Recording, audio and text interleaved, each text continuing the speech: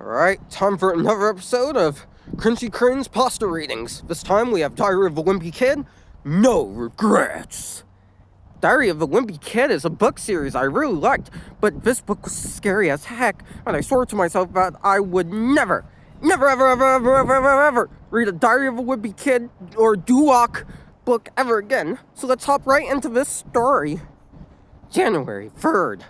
2020, I found a book at my local Goodwill, since I'm cliched like that, titled Diary of a Wimpy Kid, No Regrets. Now, while I have read every single Doo-Wop book, and I knew No Regrets was not a title, I went with it like the idiot I am. I bought it, and it costs as much as a normal Diary of a Wimpy Kid book, around $13 and $15, since this was a very high-end Goodwill.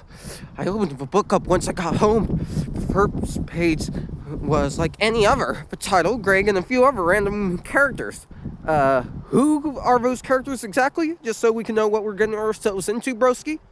And the author, of course. Grammar error, of course. It started with Greg talking about how much he hates his family and friends and planned to oof them. Now, I was surprised. I put a bookmark in the book, closed it, and just went back to doing random stuff. January 4th, 2020. I opened the book and went to the next page. Roderick was playing with his band. Greg walked in. Roderick said, "What the heck are you doing in here, you front?" I was surprised.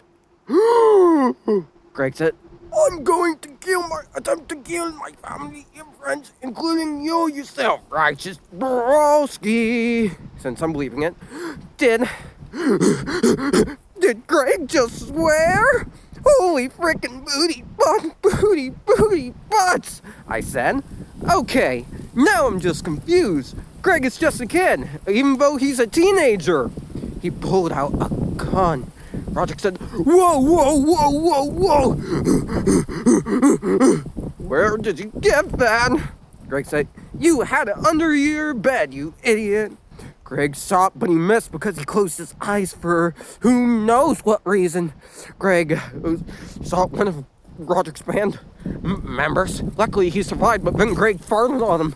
Turns out he had Del Taco the night before, and that was enough to make him pass out before jumping out the window. Roderick said, "I'm gonna book it." Greg saw his other band members and then farted on him. Luckily, they survived, but they jumped out the windows. Then, for some unknown reason, he turned the furnace up to high. Actually, the heater, since they didn't have a furnace since this isn't the 1800s. I put the bookmark in and closed the book. Well, so far, this is cringe. I understand why the shadow reader doesn't like this. I opened the book again, and I was shivering. January 5th, 2020. I opened the book again, and I was shivering because it was so cold. So I went to turn on the heater, but I was still shivering. But also because of that ending. Yeast. Hashtag yeast. Roderick was in Susan and Frank's bedroom, since apparently I don't know grammar. Susan and Frank are Roderick, by the way, shadow reader. You still owe us that picture of Susan and Frank being Roderick.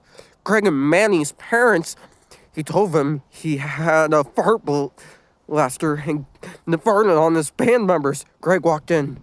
"It's too late, Buster." He farted on Roderick's back. He groaned, then hopped out the window. Susan and Frank tried to run. They ran for the window. Susan made it out, but Frank got farted on and had to go to Mexico for the rest of his life.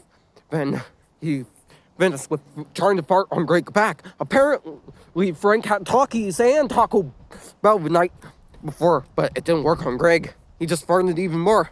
Manny heard everything and started crying. "What are you doing?" Greg simply walked in and said, "I won't fart on you like the others, but you will still die." I put the bookmark in and closed the book.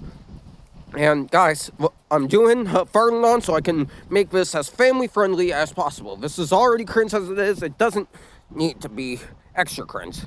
January 6th, 2020. I opened it again, hoping nothing bad would happen to Manny. I turned the page. Manny was tied and bound with duct tape, and he was gagged. Manny cried for his life. We don't do it. Greg farted on him, but Manny had Manny farted on Greg caused him to jump out the window. Apparently, Manny had Taco Bell as well the night before, and yeah, that was enough to make Greg lose his powers. But still, he went to Riley's house. Riley wasn't home, so he kicked down the door Patrick Swayze Roadhouse style, and his mother was inside. Miss Jefferson said, "Hi, Greg."